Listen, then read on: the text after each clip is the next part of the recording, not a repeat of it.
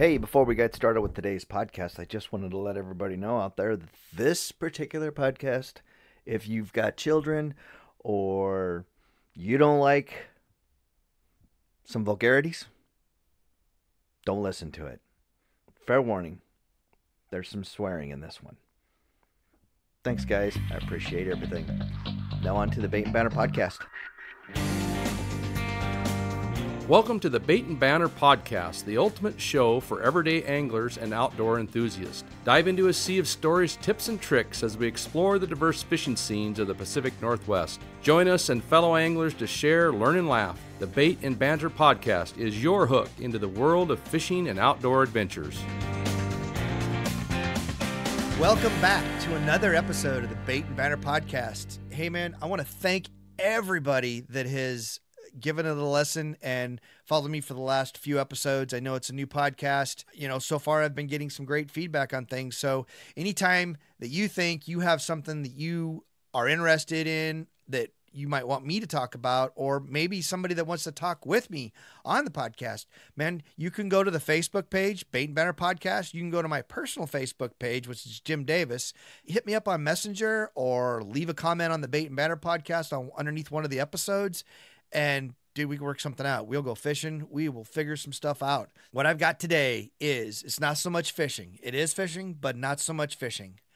What today is going to basically talk about the importance of why you should fucking wear your life jacket. Yep. All you guys that think you're Superman out there, we're going to go over why you're not better than everybody else. And you go out there and die. And then people like some of the guests that I have on today risk their lives to go out and bring you back to your family. It's kind of a sore spot for me, but I get super wrapped up in safety. And we want everybody to go back, whether you're in a kayak, whether you're on a boat, whether you're standing on the shore, any of it. We want people to go home. We're going to talk about some of those stories today. We're going to talk about some situations that can make an individual a little bit emotional when you've lived the scenario that everybody thinks about, but you've lived everybody else's nightmare kind of from the outside, but you've just been part of it in a sense that, you've helped them to bring a loved one back home instead of just gone. And then we're also going to talk to an individual that hadn't he had a life jacket on, he could end up dead. Very easily could have ended up dead. We'll talk to him here in the podcast as well. To get going, first, I'm going to introduce my first two guys. This first guy is my old dive partner. To be honest with you, he taught me pretty much everything I know or learned when it comes to being a recovery diver. Ryan, buddy, how you doing, man? Jim, I'm good. How are you? Thanks for the very generous introduction. Thank you very much for coming on the podcast today, man. This means a lot. And hopefully with some of the stories that we got, we could talk about, hopefully some of the guys out there that are bigger, badder, and tougher than the rest of us can figure out that they're not so big, bad, and tough, and they should just put the life jacket on, right? There's there's been so many instances that have, kind of touched my heart. I mean, just sad to see the way that families are changed in an instant. Even in my own family, people don't fully understand why I get so angry when I see things that I don't feel are safe. At my captain's meetings, when I have people there, I will tell everybody, I will stop and just be like, zipped and clipped, you're fucking DQ'd. Our life jackets have clips on the inside. They're like a whitewater jacket. Remember the whitewater ones we had? Same situation. Yep. Clip on the inside, zip up, so we don't come out of them. We want people, I tell people, if your zipper in a photo, we show up in a photo and that thing is halfway down or a quarter of the way down, you're going to get DQ'd because that's not worn properly at that point. If it's not zipped, clipped, and tight, yes, it is not a life jacket. Exactly right. The next guy that we have that's going to join us today was mine and Ryan's ops director at the time. Now, he had a bunch of different responsibilities that he had to take care of. So any complaints, bitches, snags, anything that we worried about or not worried about, but we wanted, we went to him and he made sure that we had it. And this individual's main priority was to make sure that us as divers were not only extremely safe, but everybody else around us not only had the aptitude, but the training, the qualifications, everything. He had a lot on his plate. I know that he used to work, a 40-hour work week, and all we did was voluntary. and he would put another 40 hours in a dive rescue alone, just trying to make sure we had the things that we needed. Troy, thanks for coming on the podcast today. Thanks for having me, Jim. It's great. Just like old times. Yeah. How have you been doing? Everything's good? Everything's good. I loved your intro because I think my favorite thing to always tell people, especially on the news, was we never pulled a dead body out of the water that was wearing a life jacket. That's right. That's where I learned that saying from. That's real shit. And it's sad to see grown-ass men go out there being big, bad, and tough. It really sucks when we have to go tell their wife and kids that we did everything we could, but we're sorry. Yeah, sometimes, we don't always find them. We can't find them sometimes. It's just not always a good ending. And then we end up, I can remember a few times we drove up and down the river for 4, 5, 6 days every day looking for, waiting rather, for an individual to pop up in that 3 to 5 day time frame after they went down. Well, and it wasn't just like, I don't think it was just one or two. In the end, we had all kinds of missions. I mean, we had cars and canals, and we had, missing people, and we had stranded boats. But the number of people that actually drowned, a very large percentage, were outdoorsmen. Yes. Mm-hmm. Yep. This is the kayak thing. Those guys that get in the kayaks and want to duck hunt.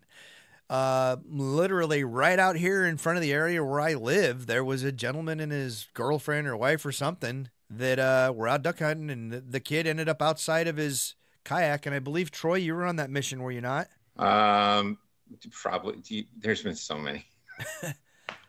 But yeah, I think I remember what you're talking about. I could swear that you were the one that said that just as you guys found them, because I couldn't find them, you guys got up to him.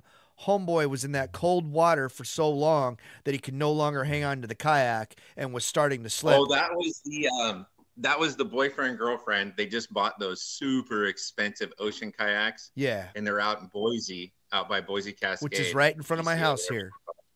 Right. And what people don't ever understand is that turns into a fucking ocean real quick. Yeah. Oh yeah. And I think we had, I don't remember, Ryan, it was like 3-4 foot, waves. I remember Brock was on the front of the boat, and I was just beating him to death trying to get out there as fast as we could. We'd see him and we'd lose him, and we'd come back up and on top, and we'd see him, and we'd lose him. We kept having to direct the boat and change direction as we'd come up and down, up and down.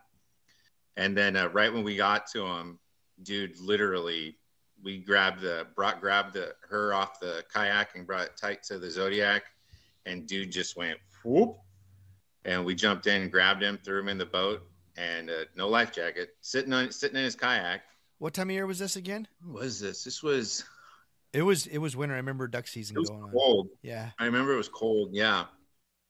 Would have been November, December. Yeah, I think December is what I remember. Yeah. It was snow. I remember it was snow because they were debating whether they were going to call MedStar in when we brought him over to the side, but Benton 1 was able to get the truck down there in the bus. So. And so you never know when shit's going to go sideways on you. You can't go out in the water and just think that everything's going to be okay. I mean, sometimes they're freak accidents. I mean, jumping off a moving boat, dumbest damn thing there ever was. Me and Ryan, we did a lot of dives together. And I remember we got to watch the one video, the gal, his wife, had video of when her husband jumped in the water. And yeah, it was Sun Lake, so it was a whole family reunion, and the guy jumps off the back of the boat right in front of the cabin where the whole family is going to swim to shore, hits the water, never comes up. Whole family's there. I remember in the video when he jumped off, you see him jump in, and he jumps in kind of the center of the prop wash. And I remember you see him jump in and you see the top of his head bob, and then he disappears. Me and Ryan dove to exhaustion on that one. We went through so many tanks on that one. And remember the little kid that came out? Yeah, he said, "Nope, you're in the wrong spot. It's over here." Kids will always tell you exactly where it is. There's no drama. There's no bullshit. There's nothing. I remember we used to always ask, hey, buddy, if you could throw a baseball, could you hit the mark? Yeah, it'd be right here. And it was right at that. I remember seeing that behind me. Yeah, this kid, remember he went up to the sheriff that was standing at that gate there on that edge and told him that we were in the wrong spot. The sheriff radioed us and said, hey, there's an 8-year-old here that says you're in the wrong spot. And we went over there. And Ryan, how fast did you find that guy? Well, I think we had already dove half a dozen times before we talked to the kid and we moved a couple of passes. I mean, I swam over and back over, and then there he was. Yeah. And the kid knew right where he was. Ryan gave the signals, and I remember just being freaking giddy, and I was like, give me the body bag. I bailed in, went in the water, went down to Ryan, and it was all black water down there too, even though the top portion's crystal clear. The bottom portion is not clear. It was no visibility at all. I remember how muddy he was when we brought him up, and the coroner was sitting there wiping his face off. His nose was crooked. Yeah. I just remember Jim holding hands. Yeah, I knew you were going to talk about that. So there is a story to that for you guys that are like, what, hold hands? So the way this works is when you're underwater with your... It wasn't just muddy. It was so dark. You could hold your light to your face mask and you couldn't hardly see it. Oh, yeah, you couldn't see anything. I mean, it was like the water just got thicker as you got deeper. It did. You almost couldn't even feel the bottom. So, but we're down there. When we're down there, we use hand signals, if you will, but it's not like you're going to see a hand signal. So you'll get to a spot to where you're at and you'll just wait. And when somebody has a thumbs up, the other person grabs their hand and you can tell what they're saying. And it's kind of strange, but especially when you dive with somebody all the time, you know what to do and what to expect and how to communicate down there. And me and Ryan had that pretty tight relationship. So we're down there and I grab a hand and I'm waiting for the thumbs up. I'm like waiting for this thing to happen. And I can't tell shit. All I know is I got a hand and I'm thinking to myself, God, he's not doing nothing. What is going on? And I can't figure this. All of a sudden fucking Ryan grabs me. I'm like, what in the hell? Yeah, no, I was holding this guy's hand waiting for it to give me a thumbs up. And the whole time. And I thought it was Ryan. Dumber than shit. I'll never forget that. I still think about that all the time. I just held this dude's hand. This poor guy that had passed away, I'm holding his hand. That's also the same individual. I believe that's the same guy that the way he had riggered on the bottom, I couldn't get his arm in the bag. And all I did was push on it a tiny bit and it broke. I was told later, hey, he had a broken arm. I'm like, I didn't break no arm. At least I didn't think so. I was like, I pushed it in the bag to get it zipped up, but I thought it just moved. So yeah. And then I remember the lady, she was like, hey, I want to see him. I want to see him. I want to see him. And the sheriff was like, no. You don't want to see him. You don't want to see him. This is not the last memory you want to have of your husband. And she was like adamant about it. And he was like, we got to clean him up. Stop. And then he remember him telling us that his nose was crooked. I don't know how his nose got broke. His nose was crooked, full of mud and dirt. And they were wiping his face off. And bulge in the side of the neck. Yes. Oh, yeah. I'll never forget the bulge where his neck was broke. Yeah. I don't know if when he jumped off the boat, there was like a whipping motion. But I remember that.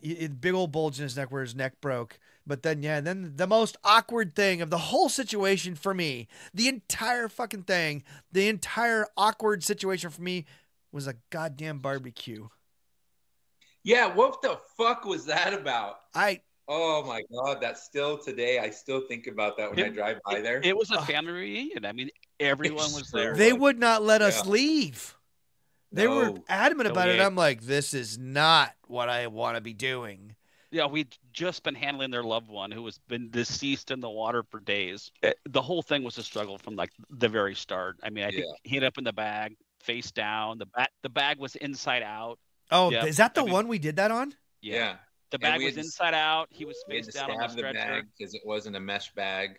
It was a blue bag. I remember the one we went down there, and it went down. I took it down right side out, and then when we were back up, it was inside out, and I don't remember turning this thing inside out. But obviously couldn't see. I think while you were holding hands, I was struggling to figure out where the zipper was and which way the bag went. Where the fucking zipper was. Yes, that's exactly what happened. Yeah, And no. you mentioned his nose. I think they drug his face across the boat Yes. when they pulled him into the back of the sheriff's Yep, boat. I because remember that. They pulled him he up there was. and it caught. Yeah. I mean, it was so hard. It was so dark. We were so tired. Oh, God damn. We didn't know yeah. which way the bag was, which way the kid was. I mean, it was a struggle from the start. It was. And just because of that whole instance right there, every time I go past that lake, like that's the last place I want to stop and go to. There's a lot of really nice places I won't take my family. No, oh, that's Right. funny you say that. It's the same reason. Places that we've gone and ended up having to recover somebody or do something, have a mission or do something, I tend to never, ever go back. And it's not, I just don't know why. I'm just like, I don't want to. I just don't. So I don't. I think in the back of my mind, like the association just isn't good. Right. So let me ask you both this. So I mean, during when we were, the three of us were all together, I think we did a lot of good things, right? Oh yeah. I went and made sure that our call volume doubled, that we were more active and more involved in things. It wasn't going to be don't save us for the last minute to come pull a body out. We can save somebody. I remember that fight you were fighting. I remember that. Yep. And we won. And I mean, our call volume doubled, but we also, for a couple of years, I mean, we had the worst summer ever. And I think I mean, I don't want to call it a body count, but I mean, it was ridiculously high. It was the most missions and the most drownings for sure. Yeah. Do you struggle? So when I left, I was struggling pretty hard with the fact, and I still struggle today. When I go to bed, I still have trouble. Like I see, or I relive, or I dream one. I think if anybody takes any of this stuff away, and yeah, we laugh and joke about missions, but there's one way to deal with this, and it's either you find the humor in it, something, or it's going to eat you alive. People don't understand, by not being responsible on the water and wearing some type of flotation device, that it's not your family's life. It's not, your friend's life. It is, but it involves everybody. But at the end of the day, it's people like us that are going to come and get you. We don't get to go to counseling. We're not trained in grief help. There's no resource for us. It's like, well, you signed up for it, go deal with it. We have to carry it one way or the other, and either find a way to process it, laugh about it, joke about it, or it eats you up. And I had there was a good solid year after I left that, I mean, I got in some pretty scary spots in my life where, I go to, like, that 12-year-old kid, that shit bugs me. Kids bug me to no end, because it's the fucking parents, right, that can't be responsible enough. And every time people are, drinking out there on the water, trying to have a good time, I get it. You're going to do that. At least have somebody responsible on the fucking boat. People don't pay attention. Nobody cares. At the end of the day, you fuck up a lot of people's heads. That's part of my deal that I explain to people. It's really self-centered and just selfish, period, to believe that nothing could ever happen to you, that you don't need that life jacket on your body because you can swim, or you think you can swim.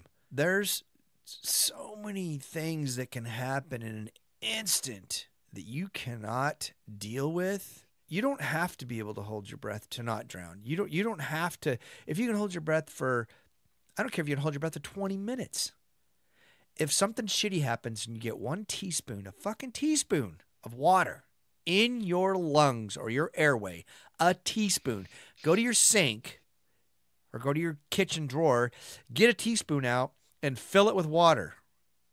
And look at how little it takes to make you sink to the bottom. Because once the air is out of your body, you're not going to fucking swim back to the surface. Not only are you heavy, there's no oxygen to go into your muscles any longer. Your legs don't work. Your arms don't work. You ain't got the power to swim back to the surface.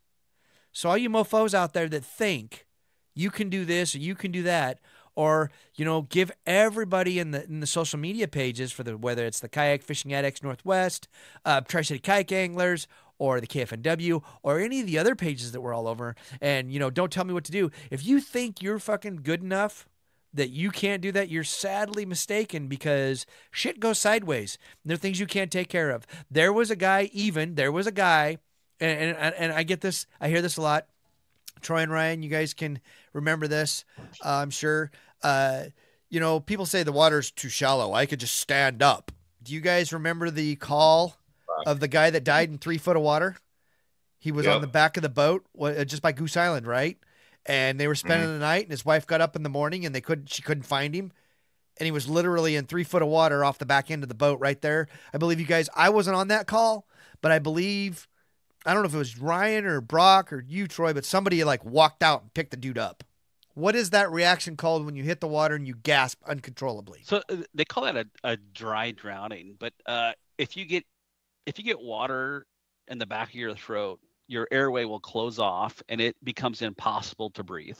So the reaction is you fall in the water, you exhale, you go to inhale, you take on a little bit of water, your airway closes, now you're negative buoyant and you're sinking and you can't get any air. Even if you make it to the top, even if you get your head above water, you can't take in another breath and you panic and you drown. Panic's a big thing. Panic is a killer. It's something like half of all drownings are actually a dry drowning. There's no water in the lungs. That is crazy, because literally that is the panic that's killing them. It's the inability, and I don't want to say inability rather, but it's just it's not controlling your thoughts. And I always tell everybody I have a boot camp mode.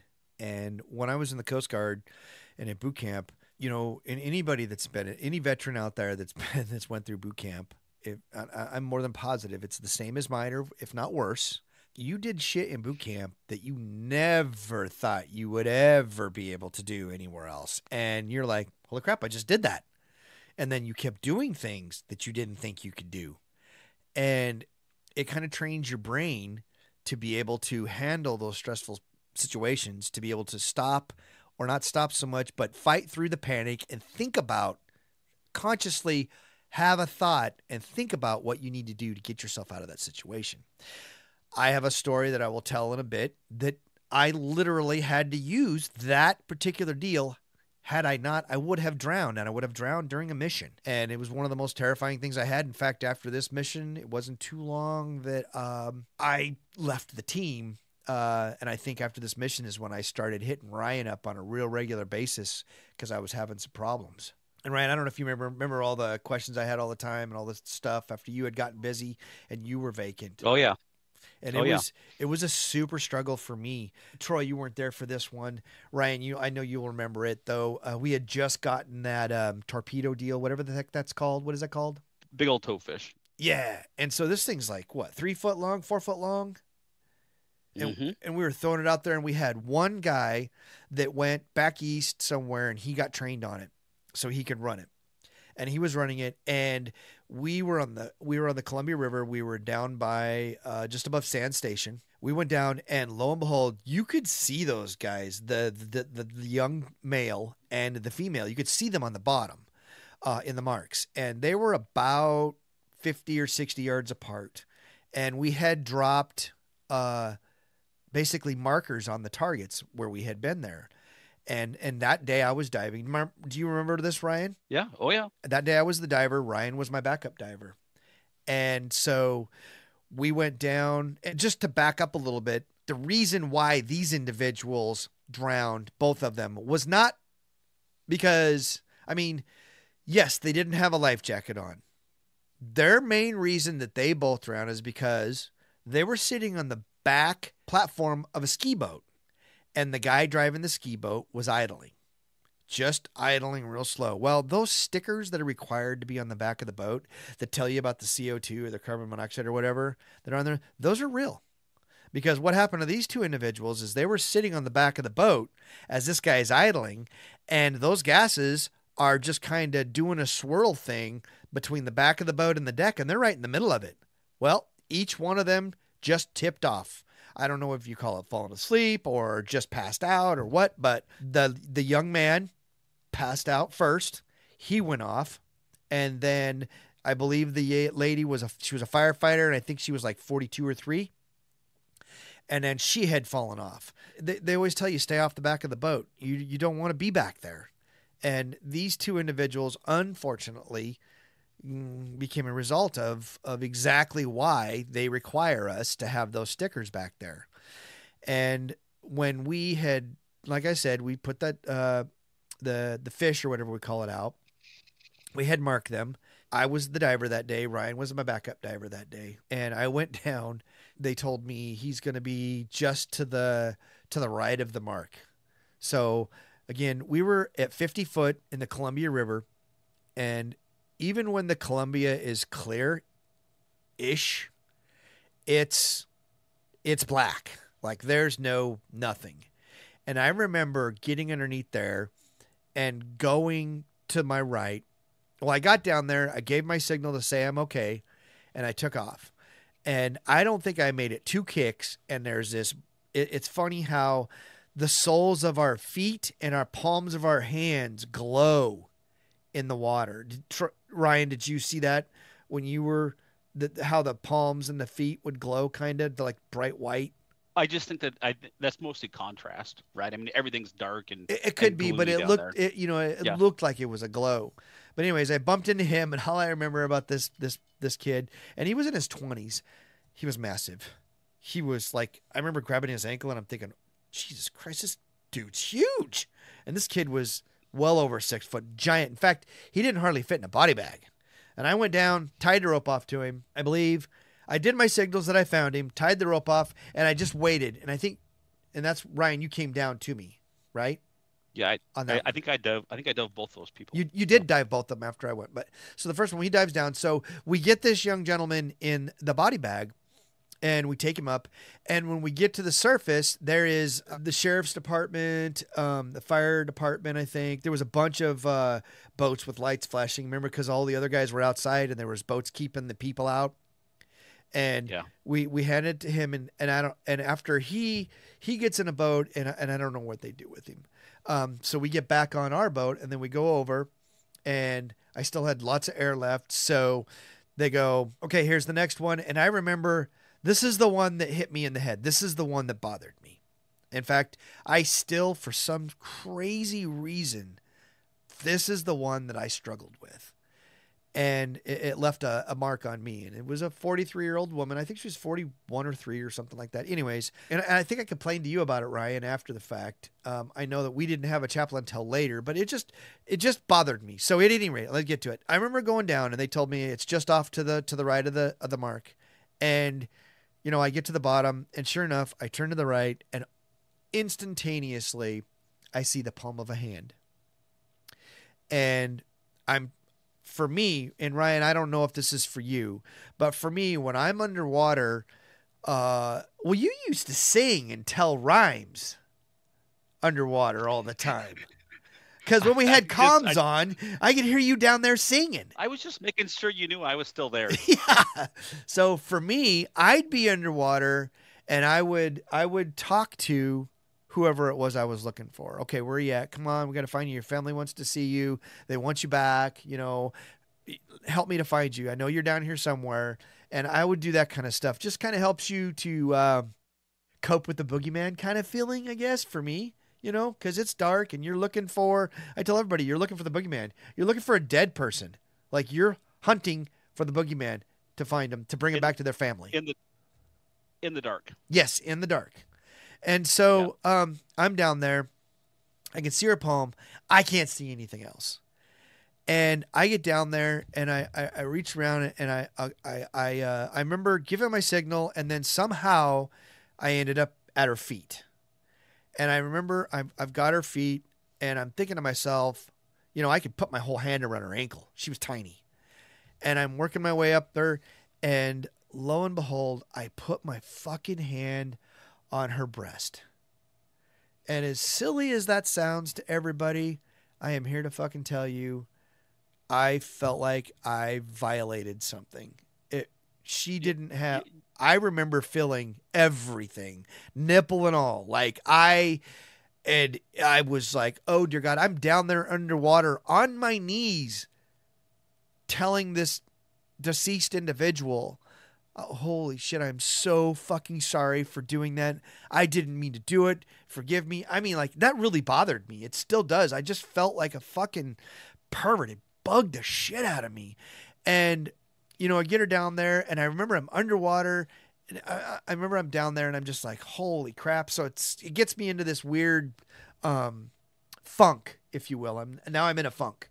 I'm in a funk that I'm struggling with. And so Ryan comes down and he brings the bag down. And we are putting this gal into this body bag. But I remember that we couldn't get the bag zipped up because of all of that hair. You remember that? Yeah. Oh, yeah. And we actually took her halfway up and stopped so we could see. And then we were trying to tuck her hair in so that she looked decent because the fire department was up there. That's what she was, is a Umatilla firefighter.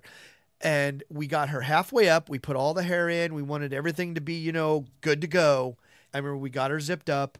And as soon as we did, the sheriff's department or the firefighters, I don't remember who it was, came over. They pulled her up. They put a flag over her. And then that was it. That was all we saw of her. And both of those individuals. It was a whole procession from there. Yes. I mean, they escorted her back to the beach. It was fire trucks and sheriff's cars. Yep.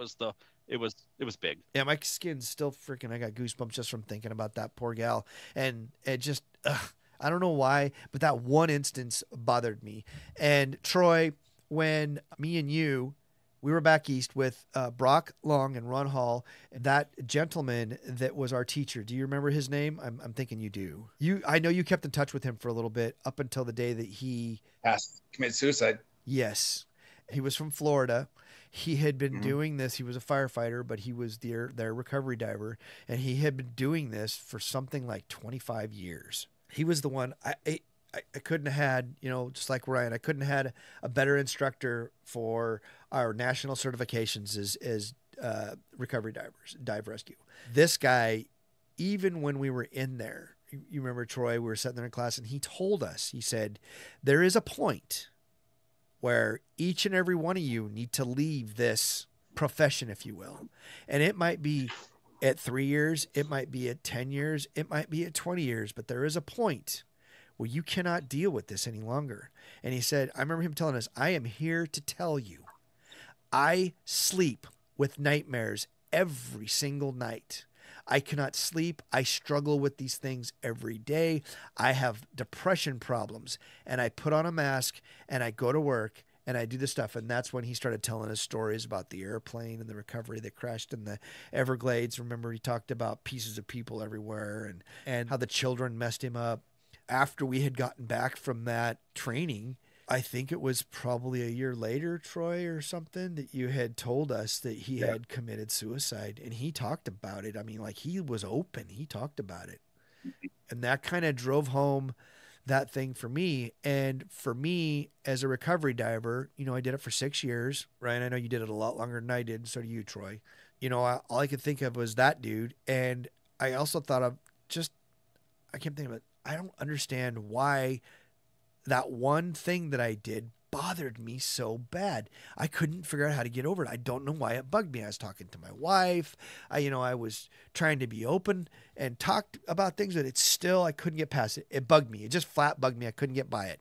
And it sounds silly, but I to this day still, it bothers me. I just, I don't know why. I struggle to get past it. But between that, and then we had a situation where nor Ryan nor Troy were on this, and I'm going to tell the story because I want to. But we were looking for a young man. He was 18 years old.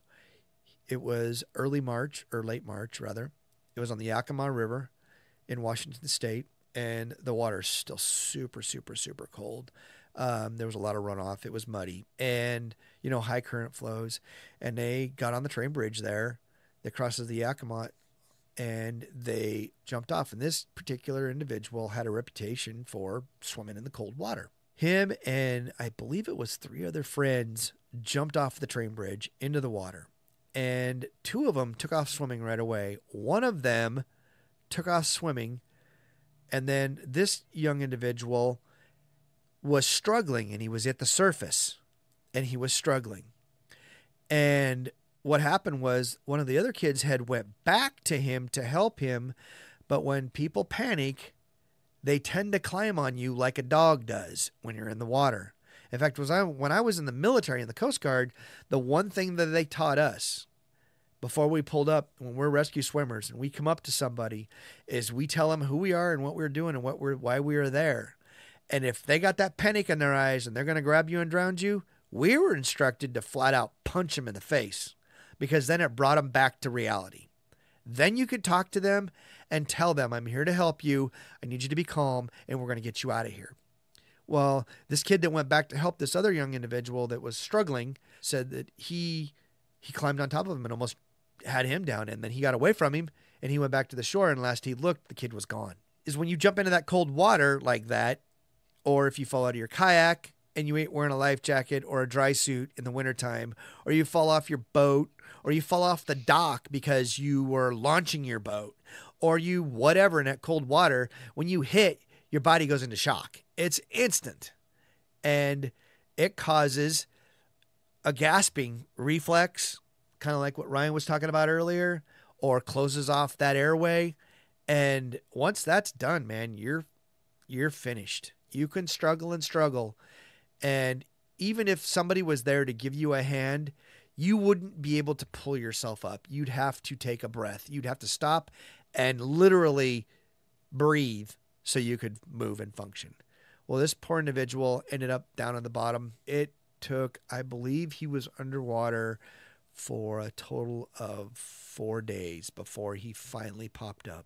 And for those of you that don't know, in warmer water, when an individual drowns and they go to the bottom, it's normally, and Ryan and Troy, you can correct me if I'm wrong, but it's 3 to 5 days before they pop up. Typically in warm water. In cold water, it could be as long as 7 days. Is that right?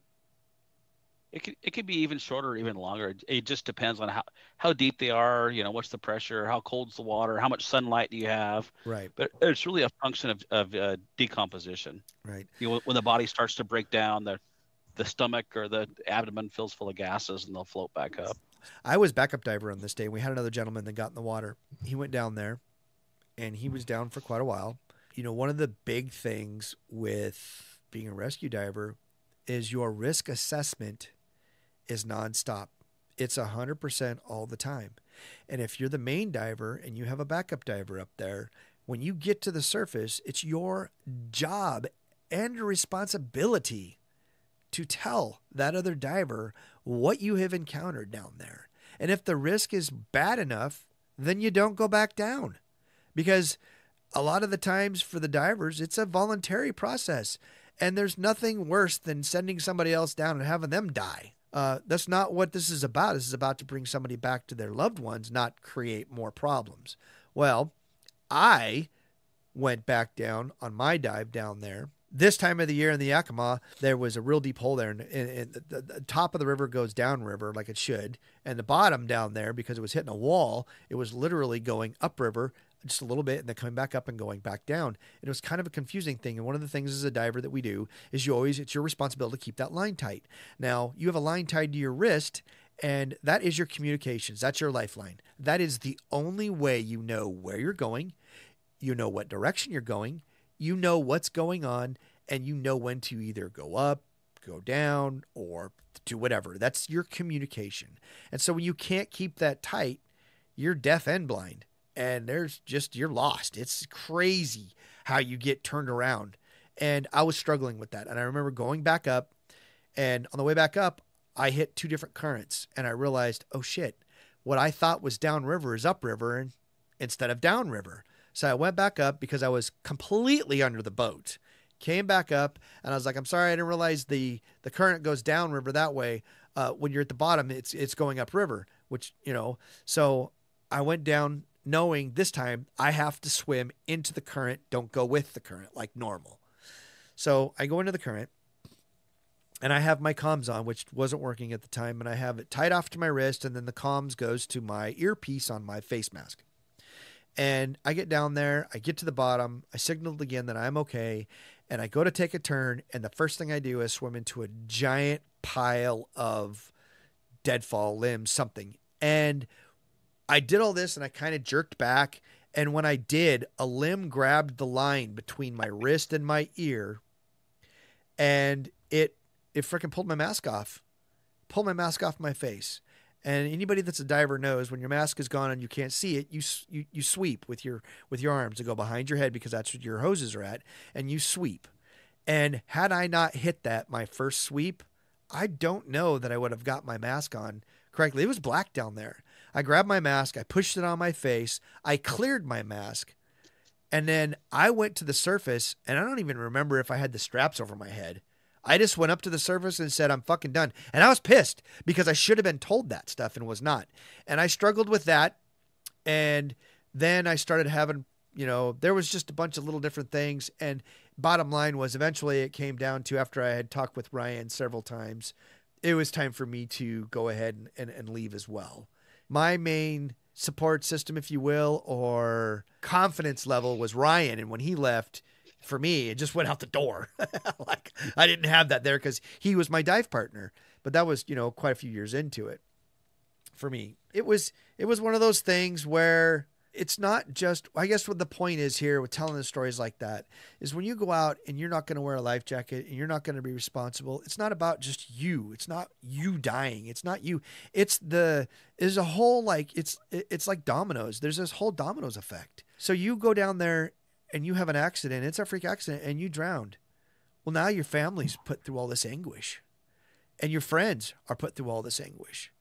And Lord forbid you have another friend that was there who decides to go out there and they drown too. Now, because you didn't want to wear a life jacket, somebody else decided to try to save you and they drowned. So now you've affected two families and all of their friends, which who knows how many people there are. And then people like us come along and we volunteer to put our lives at risk so that we can bring you back to your families and your loved ones so that they have closure instead of just wondering what happened or where'd you go or why couldn't we find you? And we didn't always find the individuals. Even when we waited for them to pop up, I don't know that we always found them. Do you guys? There was a couple that we never found. And it was again and again and again. It's a family that's going to go, night fishing, swamp the boat, kid goes missing, right? Yep.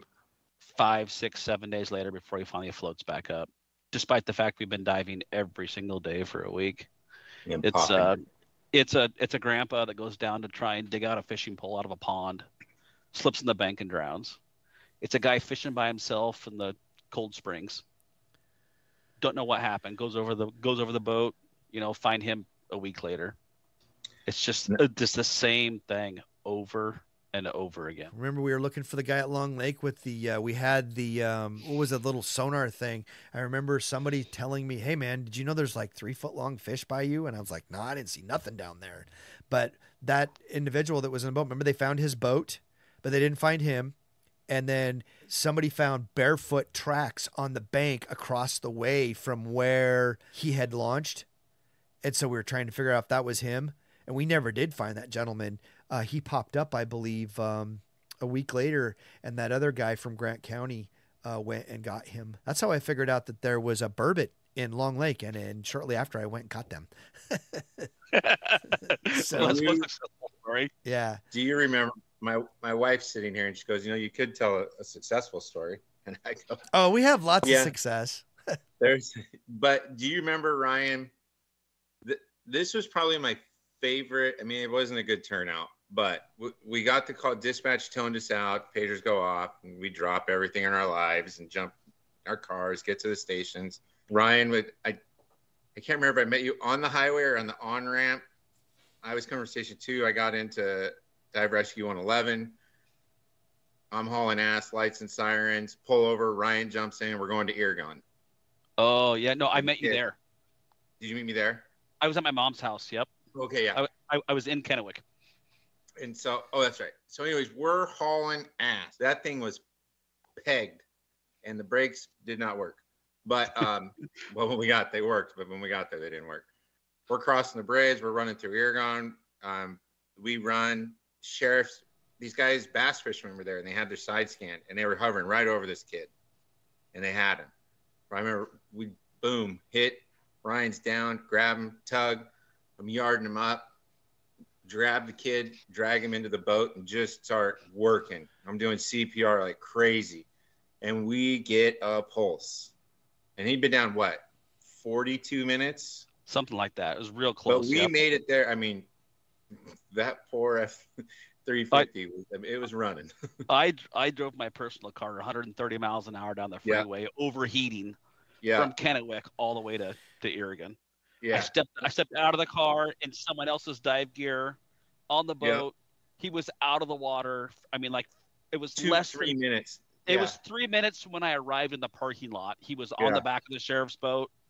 He tried to grab me. I said, no, take the kid. I swam to shore. Yep. I remember people saying Ryan didn't even get wet. He just jumped in, and there he was, and he was on the boat. Yeah, it was trained. that fast. And we started CPR. The water was cold.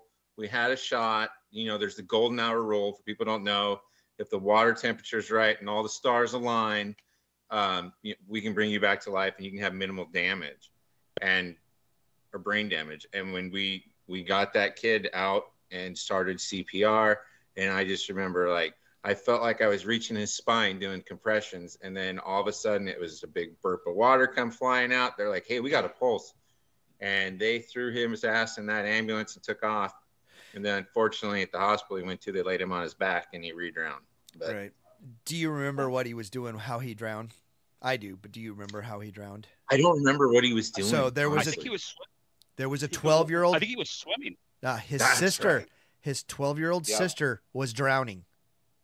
Yep. And this kid was 18 years old. His 12-year-old sister was drowning, and he went in, grabbed her, what they said is he was underwater and pushed his sister up, and she got out, or she would have drowned, and he lost his life in the process of saving his sister.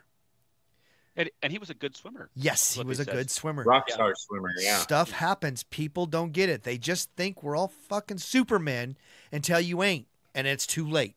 And it's just, shit happens that we can't control. I know we're talking too many stories. I remember the story about I remember there was a place on the Snake River above Ice Harbor Dam. That big old bodybuilder guy his hat fell off his head. And what'd he do? Jumped off the boat while it was going down the river after his hat. Well, guess what? Big old healthy, strong dude didn't make it. He drowned. And I remember that being so deep that we had to say we can't dive it because it was like 100-some foot down. And it was just too deep.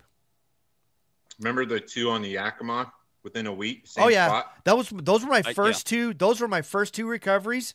I'll never forget those. I'll never forget that spot. I just remember, both of you, well, all three of us, we were doing rotations, pumping chests, trying to get them coming. And the medics were just sitting there watching. But they were. Again, we're the volunteers. We're not paid. We're doing everything we can to save this dude's life. And then there was the second one, and I got a lot of nasty emails on this one. But I was great for sound bites on live TV. But what can we do to stop this? And I go, I don't know. Wear a bright fucking neon shirt if you're not going to wear a life jacket so we can get you quicker. On that second one, I remember Ryan was diving downriver because they figured maybe he had went downriver, and I was sitting there with Lorraine, and Ryan was out. I don't know who was your top hand line tender, but I look over and I saw a flip-flop doing circles, and I told Lorraine, look, I wonder if he's up here. We've not dove up here. And so we got the okay to go ahead and dive there because you needed that backup diver. Got the okay to go ahead and dive. And I went down there. I remember getting in the bottom, and the first thing I saw was all of these smallmouth bass. And I was like, no wonder these guys are coming down here. They're catching dinner. Straight to fucking fishing. Yeah. Yes. Right. Dude, they were. These were field workers. These were workers. They were down there catching dinner. And I remember looking up and seeing all those bass, and then I remember looking over, and there that kid is right there in front of me. And I remember giving the tugs and thinking, oh crap, I haven't grabbed him yet. And cause I was like, they're going to start pulling on me. Well, I grabbed a hold of him, and just as I get a leg, I start going backwards at Mach 3 because the fireman grabbed the rope. And I remember ran. Yes. Running. Yeah, I remember grabbing this kid, and I get my hands around him and my legs around him, and I just hold on for dear life because we're going so fast, my mask is trying to come off my face. And they get me up there, and instead of stopping where I could just roll over and hand him the kid, they pulled me up on the rocks. Like, they drug me up into the grass and the rocks with this kid. And they took him, and they started doing CPR on him because I remember the foam coming out. That poor kid didn't make it. But I think I believe if I remember right, you guys can correct me, but I wasn't the landowner there, and he said he was like putting a big sign up in Spanish that said no entry, people have passed away or something like that. I can't remember because I know the Yorts is right there. I remember that giant irrigation canal we drove down. In fact, Troy, I was riding with you. We were in the Ford, and you went flying down that canal. We went ripping down there. I remember thinking, oh my God, we're going to end up in the canal. But I got you. Yeah. No, I mean, that was 2 weeks apart. It was two kids that drowned. They were probably 50 feet apart. Yes, it was crazy. I just happened to have an individual with us today. He's been patiently waiting. He's with us today to share his experience and basically the results of wearing a life jacket, not only wearing a life jacket, but being able to stay calm and think and get through a situation that's not a pretty situation. And to just kind of set this up, this was in June, I believe. I'm trying to remember when we had the tournament. It was in June, and we had about 100 anglers or so at this event. This was on the Columbia River, right here by my house here, Tri-Cities, Washington. And there was an area, and I had some concerns about it when people were asking me, hey, is this a place that we can fish? And I would tell everybody, hey, there's some barges there. You need to be careful because there's can be some pretty heavy current in there. You need to watch those. I'm not going to say I told the individual because I don't think I did, but I know I told 2, 3 or 4 of the other guys there. And Jason, thanks for being patient. And thanks for coming on the show. Thanks for having me. I'm super stoked to have you. You're a living testimony basically to why you should wear a PFD and not just, just being able to keep a straight head and do the stuff because you spent a really long time on an upside down kayak. Why don't you tell everybody so that we all know, and Troy and Ryan can get the story. Tell us from the start of your day and just work your way right on through and tell what happened. Absolutely. So the event was the No Limit, Power Hour for Native. We were scheduled to be, I think it was for the 14th, well, on a Saturday, but the weather was horrible. And so we got canceled. Yes. And that Sunday was actually Father's Day. And I'm a single father. I have 2 sons, right? And so when Troy was talking about that 12-year-old, it really hit home too, because my kids get out on kayak. But it got canceled Sunday morning. I'm already in a funk because I can't be with my kids. I got to fish this tournament that I paid into for 2 tournaments. It's a combined event. And I'm like, great, I'm going to be gone all Father's Day. So we go out there. I was kind of in a funk already going into the day.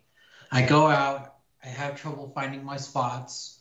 The spots that I did find, people were on. I was having a trouble day already. So I'm traveling up and down the Columbia. I'm going everywhere on my kayak. I have a Old Town Sportsman's, and I run a motor on it and everything. But it gets later in the day. I'm like, you know what? I need to get some fish. I just want to get, I don't care if I get a full bag. I just want to get some fish. I want to get some bigger quality ones. I'm going to go further down, past Hood and everything. Right at Foundation Island is where that second barge is. My dock line gets stuck. I'm untangling it on the side.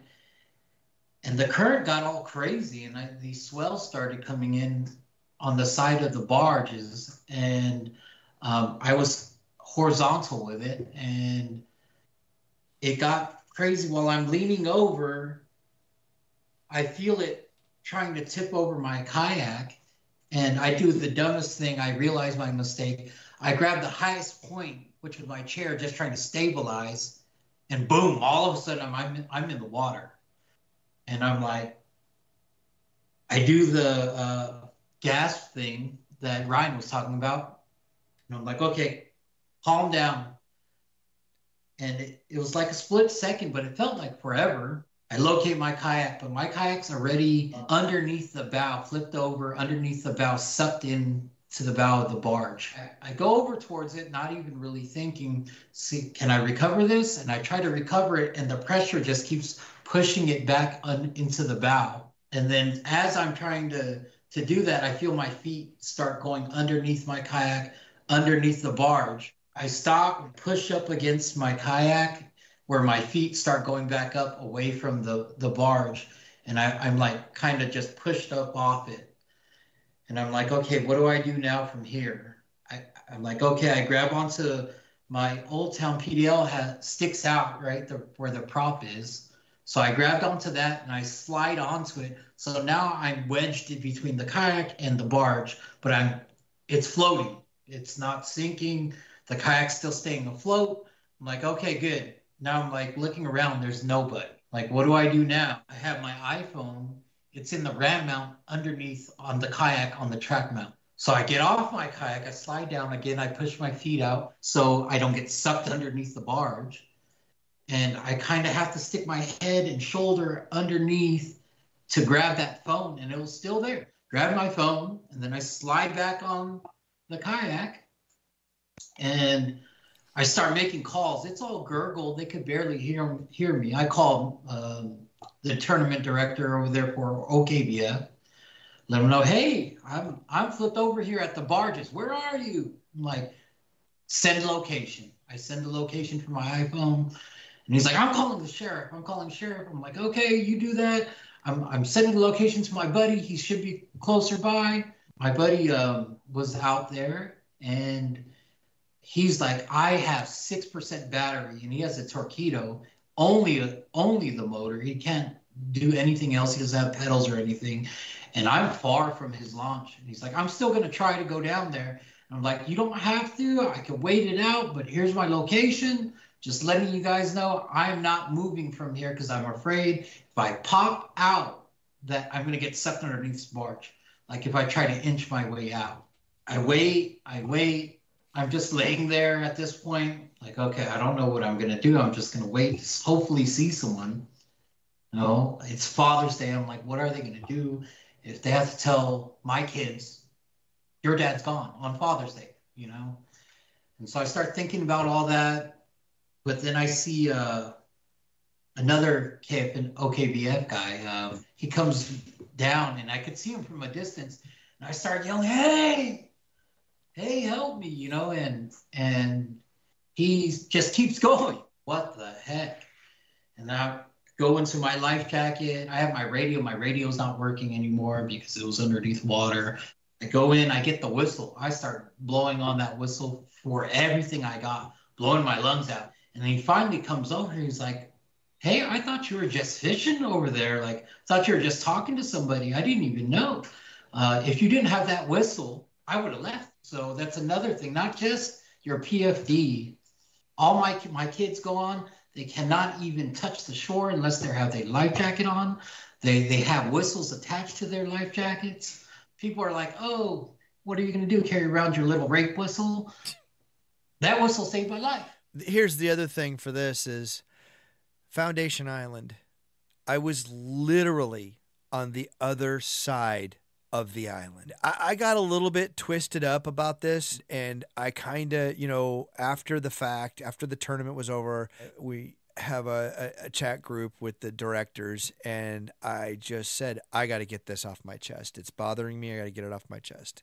Instead of, you know, this was my event. This was a WKBF event that we had OKBF show up for, and then, you know, one of the other directors was running the native event. I never got notified. Now, here's the problem with me not getting notified. Number one, nobody knows the area as well as I do. Now, if I told Ryan or Troy, hey, I got a problem. There's something going on down by those moored up barges that are just on the river by themselves. Those two guys, are you or are you not going to know exactly where I'm talking about? It's going to be a beeline right over there.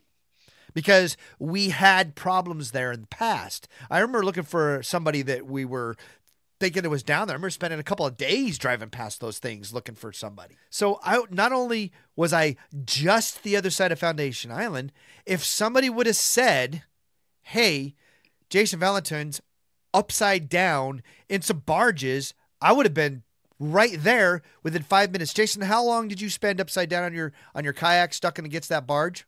A minimum of 45 minutes.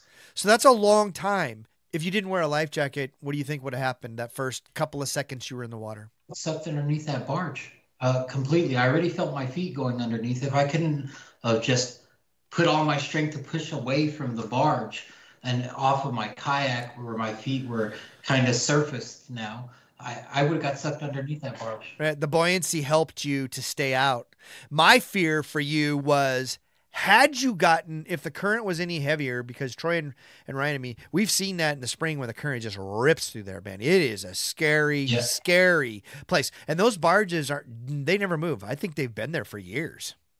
They're always there. Getting in front of those is not a good place. You know, if you would have ended up underneath that barge, and let's just put it this way, had you not had a kayak to hang on to, you'd have went under without any, you would have been scratching and clawing your way to not be under it. And then in that situation, a person panics. And what do you try to do? You try to climb out the direction you came from. When the whole panic situation and being able to think through that, if a person goes sideways, kind of like in a riptide, everybody panics and they drown because they're fighting the current instead of going sideways where they just get out, or they get into the other current that actually pushes them back to the bank. Same situation with that barge would have been. Had a person could have swum sideways, you could have got out. But I was nervous. You know, I was like, oh my God, a lot of shit could have happened, just like you were saying. But what got me the most was I was 5 minutes from you. I didn't even hear about it until after the weigh-in. Or I shouldn't say after. It was probably just before we started the official weigh-in. And it just bothered me to the core that it kind of, I don't want to say this, it just really, it got to me because I could have fucking been there for you. If something had happened to you worse, dude, oh my God, I just don't even know. It's such a terrible thing to think about because I was right there. And nobody else, like I said, I tell people, not only do I know the area, and they had the sheriff's department all confused because they didn't know the barges or this or that. Not only do they know the area, there is nobody else, not even in the sheriff's department, that is to the level of training that I have, that Ryan did for me, that Troy was around for when we went back east to the Nationals, and we literally fucking went from the dumbasses to proving a point. And we're going to tell the story, Troy, because it was cool. We are volunteers. We went from being the dumbasses there to being the not only superheroes, like they'd get some info from the instructor and go, is that right? I mean, it was crazy. So nobody there has the training that I have to be able to work with or think through to get you out of that situation. There's no reason you should have been risking your life for the 45 minutes that you were there. And again, for all you guys that are listening, you think, well, fuck that shit. I don't need to wear a life jacket. It's only 3 foot deep. It's 4 feet deep. Or I know what I'm doing. I'm better than that. You don't fucking know what you're doing. And I'll tell anybody to their fucking face. I don't care if you're 8 feet fucking tall. You don't know what you're doing because shit happens that you cannot control. Jason, were you able to control any of that? No. Did you expect it? Not at all. No. It just fucking hit you Completely instantly and you can't figure it out. That's the shit that happens, guys. That's the shit that happens. That's why when we're on these pages and we tear your photo down because you don't have a PFD on, or we fucking get after you at a tournament or even on an online, we disqualify you because we could see that you're not wearing a PFD. You're a goddamn fucking idiot. I said it. You're a fucking idiot if you don't wear your goddamn PFD. And you know what? That's it. This is my podcast, so I get to say whatever the fuck it is I want. And if somebody doesn't like it, you can go to jimsfishing.com. You can leave a nasty fucking review. You can go to Bait and Banner Podcast on my fucking Facebook page. You can leave a nasty one there. I'll still fucking tell you you're a fucking idiot if you don't wear a life jacket when you're out on a body of water. I don't care how big a fucking boat you're on. You have other people that love you, care about you, and want to see you come home. And there are people that are ready to fucking go at a moment's notice. A moment's notice, without question. They're leaving their family, their children, their homes, their jobs to go make sure that you, because you were fucking so inconsiderate and self-centered that you didn't want to put a life jacket on, that we're going to go there. And those individuals, I say we, but those other divers and those other people that do this, they're going to go make sure that your mom and your dad and your wives and your kids have somebody to mourn over, that they have somebody that they can say, well, we got him back, that they have that. Because I'm here to tell you, having that fucking thought of, I never know, we don't know what happened to him, or wondering until the day you die, your wife is going to wonder what actually happened to you. Or maybe it's your husband that wonders what actually happened to you. And I speak of this, and I say mostly as in the male tense. Ryan and Troy, you guys can correct me if I'm wrong, but the biggest dumbasses on the water are guys.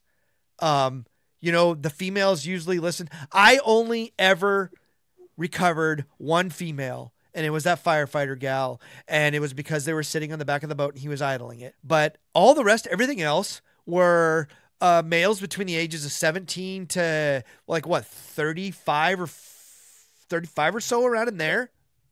I think every age of male. I mean, Yeah. I recovered 70 and 80-year-olds too. And you did it way longer than I did it. And, one of the things I'm grateful for was to be under, Ryan, to be under your tutelage when I first started. I remember that first summer. Remember we talked about this. The summer was just full of mission after mission after mission. It was crazy.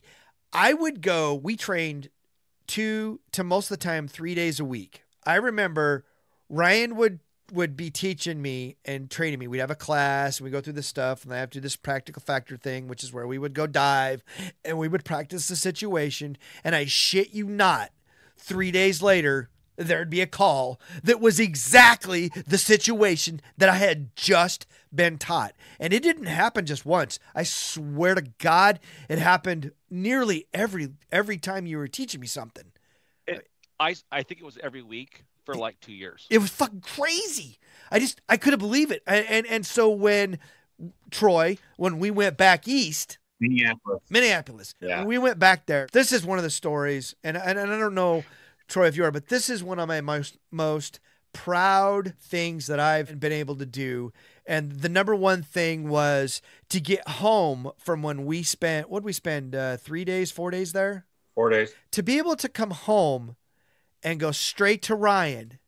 And Ryan, I don't know if you remember this, but I told you every single thing that you ever taught me, I literally used in our national certifications, and it was spot on for every single thing that we ever did. And it wasn't just the fact that I was trained to do it once or twice, is we did it a couple times a week after week after week after week. And so it was like second nature. It was nothing to do it. And I can remember thinking to myself a couple times, man, we do this shit a lot. I wonder why we do this so much.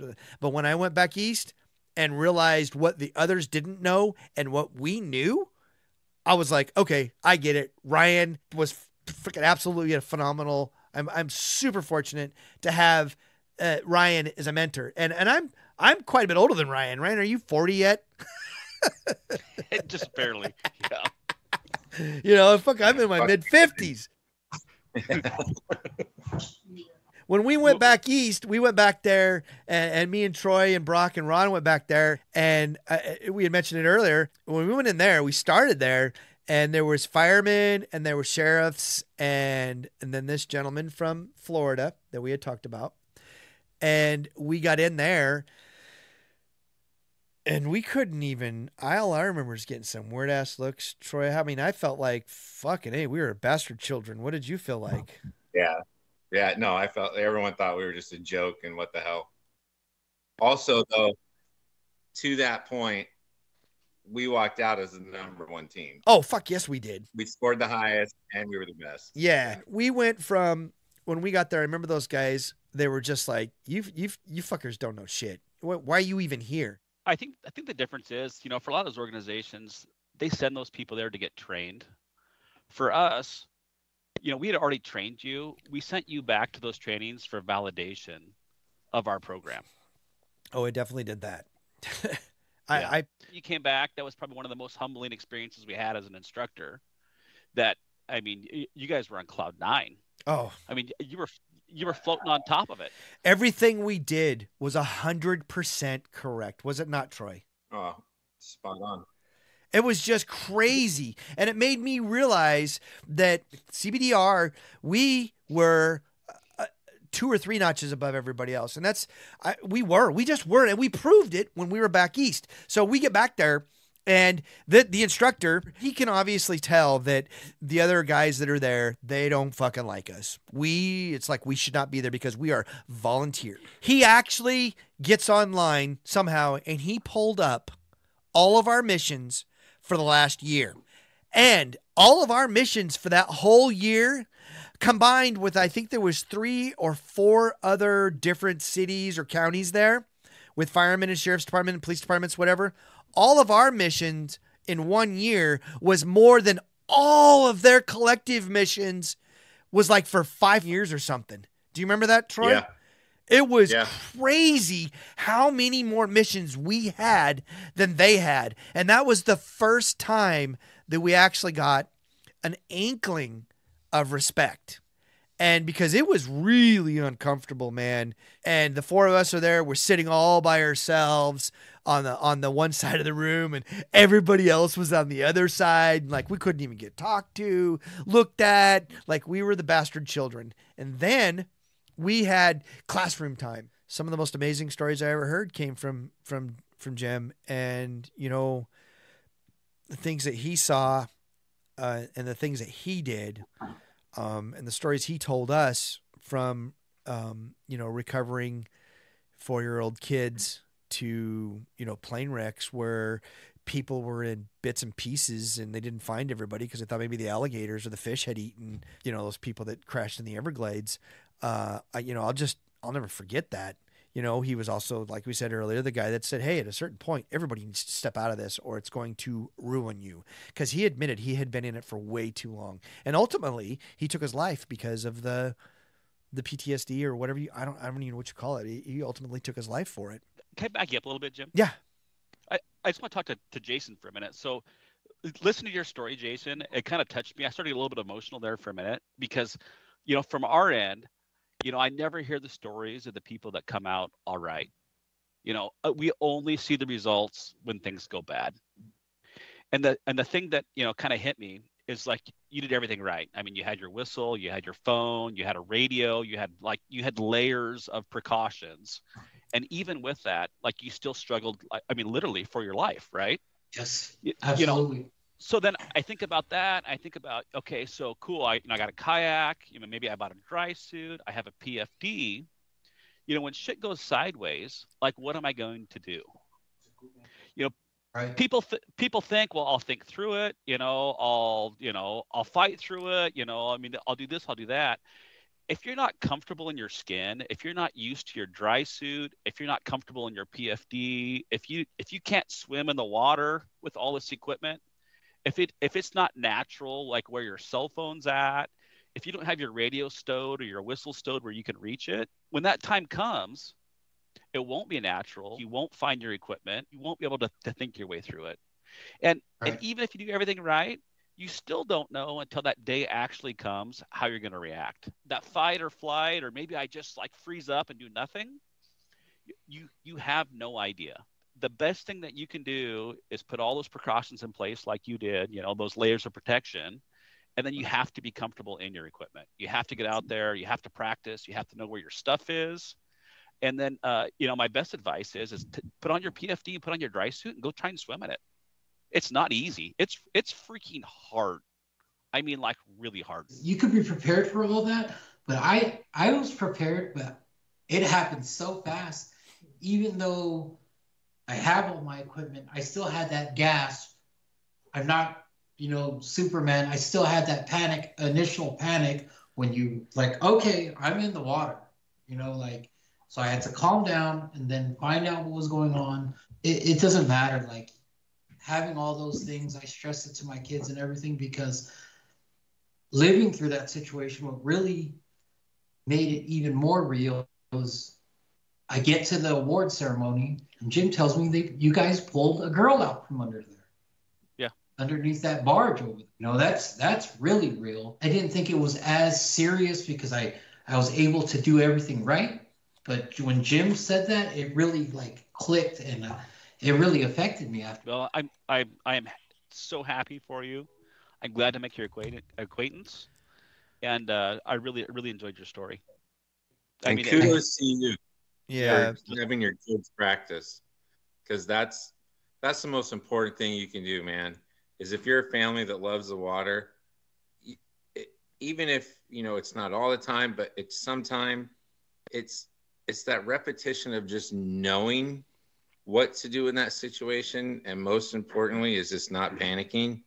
But even my greatest thing I can say to you is how awesome of a dad you are to make sure those kids are wearing their life jackets, because water does not care, and water is fast, and water has zero feelings.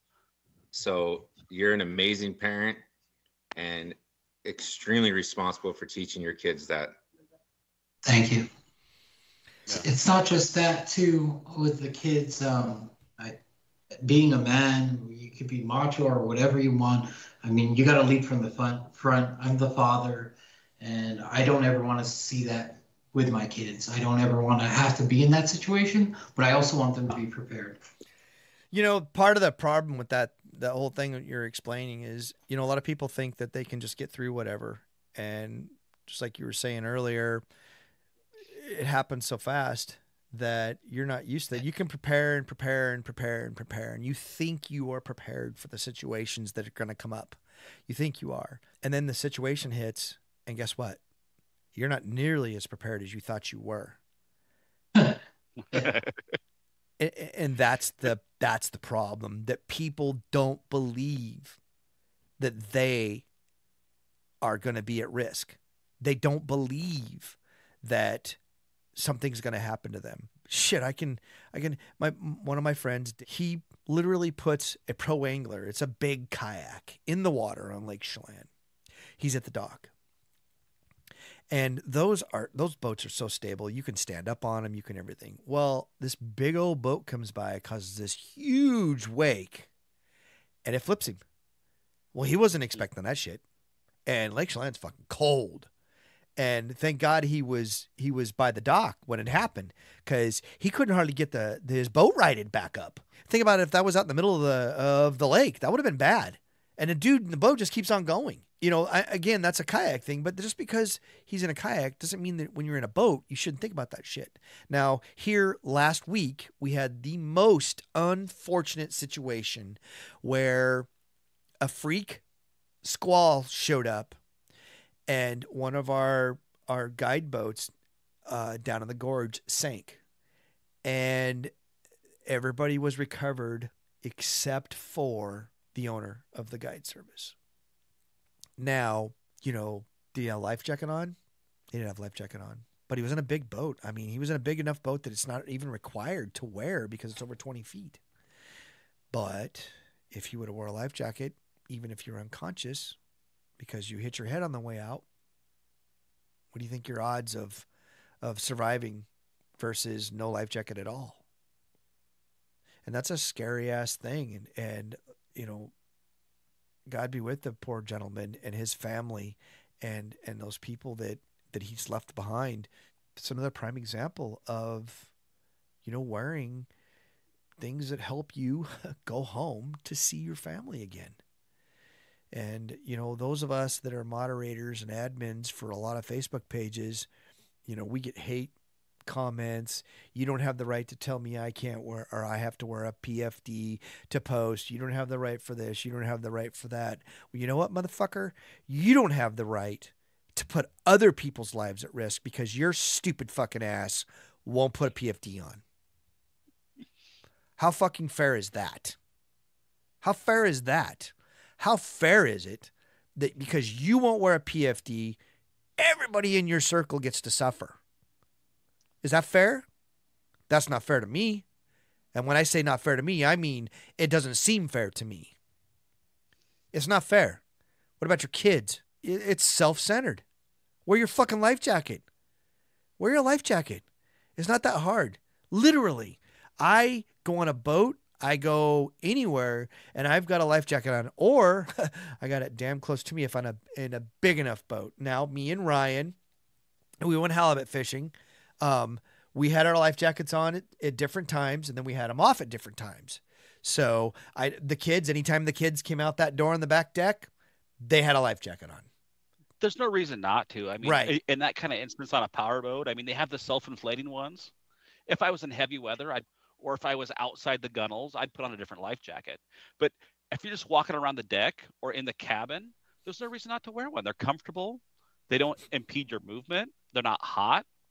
There's no reason for it. And they are definitely something. But, several years ago, I say several years ago, probably about 5 years ago, we had a rush of people that are wearing those and they don't maintain them. They don't fucking change out the cylinders. They don't send them in to get them looked at and serviced, and they fall in the water and bang their head or something happens. And I can't remember the unfortunate gal's name, but she had hers on and she drowned.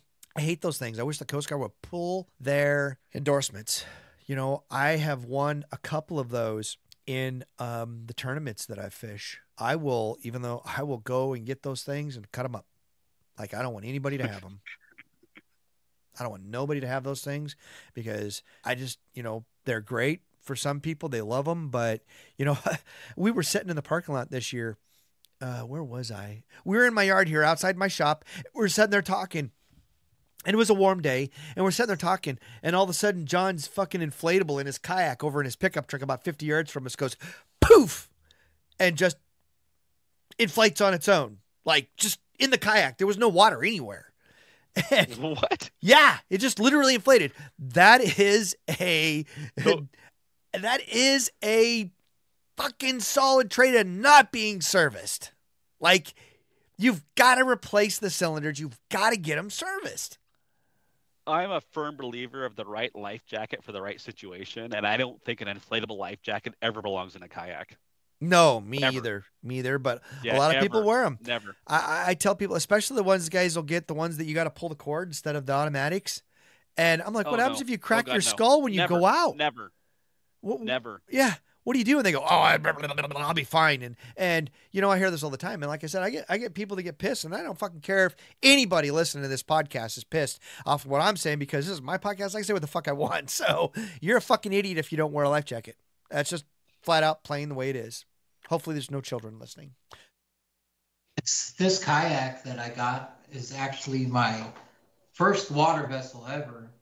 And before I entered any of the tournaments or anything like that, I researched what PFD to get.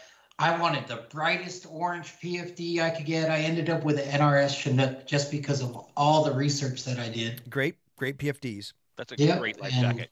And I got the brightest one I could get. I wear it, has the clip that you clip in first, then you zip up, and that's what I use. But I want to live to fish another day. I love fishing that much, but I can't stress enough how much that actually saved me. I know for sure 100% that I probably would have died underneath that barge. Well, I'm super thankful that you didn't. It's just scary shit. And I hope out of anything that, so many people question, why should I wear one? Or why do I have to have one? Or it's uncomfortable. I don't like it. Or I don't this or I don't that. And, it's just one of those things. It's like a seatbelt in your car. Literally, if I'm on the water and I don't have a life jacket on, like I'm fucking naked. I feel naked. So it's a thing. It's when I get the seat in my car, I put the seatbelt on. Do I like wearing it? Fuck no, I don't like wearing it. But do I wear it? Yep. Because you know what? I don't know who's going to hit me or what's going to happen, and I need to stay in the rig.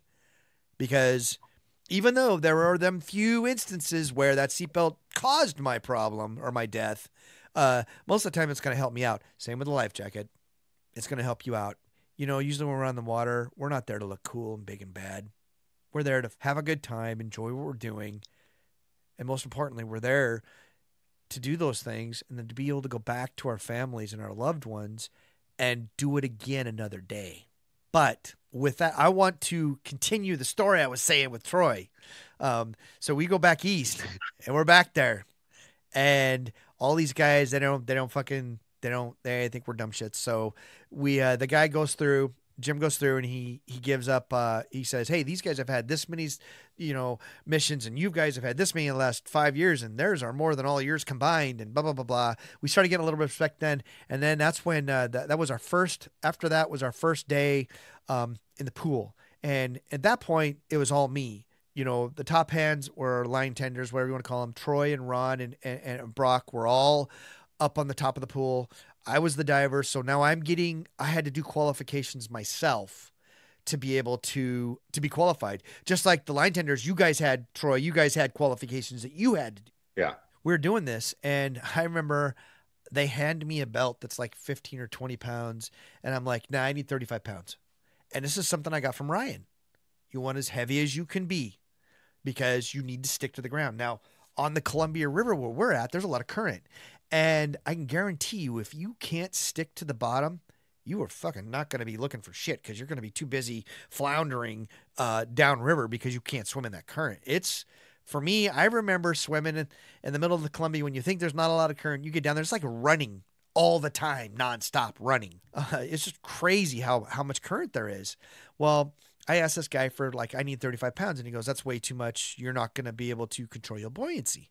And I was like, well, that's what I dive with, and that's what I want to use. So I do. So we all get in the pool, and there's a whole bunch of divers, and I don't know how many there were. And they all got their 12 and 10 and 20, whatever it is they're using. Not only was I using all of that weight, I was the only one that was able to control my buoyancy down there. And I remember getting out of the water, and Jim, that dive instructor, he was like that. He told me straight up, dude, that's impressive. He goes, I never would have thought you would have been able to control your buoyancy, but that's what I was trained with. And that's the way I was trained to deal with that. And so after that, we went, Troy, I'll let you tell the story, the part where we all went and we set up for this thing. And he says, this is what we're going to do. You're going to all be outside of the parking area, and you're going to come in, lights and sirens, everything's real. And how do we do that, Troy? Well, we flew cross country, so we were in a rented Chevy Tahoe. We talked, we knew what we were going to do, and we just said, pretty much let's do this like we're at home. We're going to show up on scene. Jim's going to be getting ready as we're responding. I'm immediately going to go do the investigation, go make contact. Brock and Ron have your duty assignments, and then we're going to go. So we waited, and then they did a simulate, tone out dispatch. And again, we're the only ones with no lights and sirens. So I drove this very nice rented Chevy Tahoe. I just jacked it. I remember thinking, holy crap, I could hardly hang on in there. From a Walmart, and we hauled ass. We were breaking the tread all the way through, skidding around every corner coming through there. Locked him up, stopped, got out, arrived on scene. Jim was, I think you were just under 3 minutes ready to roll. Down on the beach, we got from the parking lot down to the beach in under 3 minutes. That means I had to get dressed. These guys were getting my dive gear out for me. It's just like you do on a regular call. Somebody's grabbing your dive gear. Somebody's got your tanks. They're helping you put shit together. They've got all your stuff, and you're getting dressed. You're trying to put this dry suit on, get everything strapped up, get ready to go. And everybody works as a team. and they got all my shit. I get it on and we run down to the bank. We're there literally in less than 3 minutes, which is how we trained. And and then what happened? I couldn't dive because I had to wait for my backup diver. And how long did that take? Oh, it was a long time. It was close to 10 minutes. Yeah, 10 or 15 minutes, that guy. We were stood down there on the bank forever. And like nobody else. Nobody was on the bank. Like they were having tea and crumpets or something. They were up there just kind of bullshitting, kind of putting things together. Oh, shit. You guys are ready? Yeah. And though they were too. They were like, how the hell did you get down there so fast? And I remember the instructor was sitting up there underneath the tree watching us. And we go and we're waiting, and he was I can't remember exactly what he said, but he was yelling at the other rigs with divers in them, telling them, hey, the volunteer guys are down here whooping your asses. Let's go. And we're just standing there, and I'm waiting, and I'm like, God damn, dude, come on, we got to go. Trying to get this guy to show up.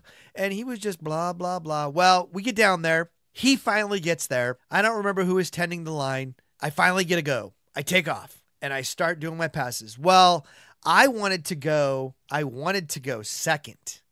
And if you remember right, Jim, the instructor, said, no, you are going first. And which told me I was never going to get to what we were looking for, because he had it out there so somebody else could find it, because he knew that I was a muck diver. That's what he called me. That's what Ryan is. It's the way I was taught. Heavy weights, stuck to the bottom. You're in the shit. We had done some other dives prior, and I was the only guy that showed up like the Loch Ness Monster. Weeds and shit all over me, black leaves. Everybody else was like hovering across the thing, and they weren't even touching the bottom. They couldn't see nothing, and we were looking for that gun. And the instructor always pulled me out prior to where the articles were, because he knew, and I know he knew I'd have found it. I would have found it, and he fucking would pull me out or make me dive first, or, you know, somewhere where he knew where it was at, and he figured the divers would get to. I remember we were diving across there, and I come across footprints. And I tell my diver, hey, right here, I saw footprints walking out over the edge. You should be able to go out straight of those, find those footprints, and follow them. You should be able to go down and find, I think we were looking for a flat, like a dummy. So I said, you should be able to go down and find that. It's just, he wasn't going to let me go do it. And the guy told me, I remember him goes, you saw footprints. I go, absolutely, I saw footprints. I was the only one that saw footprints. The other divers never did go back in. They never found the revolver. They lost it. And I wasn't allowed to go back in again. But what we did do on one of the other recoveries is, remember, Troy, the clay pigeons? Yeah. And so each diver had 9 clay pigeons. And you did your sweeps. You picked up the clay pigeons as you came up. And then, you know, when you come out, you count your clay pigeons. And there was 9 of them. I was the only one. Do you remember this? I found all 9. I do. And the closest guy to finding the clay pigeons, he found 3. 3. He found 3 fucking clay pigeons. I found all 9. I do remember the very last one, because I had only found 8, and I was counting them like, shit. And you guys are pulling me in. And as you're pulling me in, here comes a clay pigeon. Goes right by me. And I grabbed it up by one hand and put it in the stack.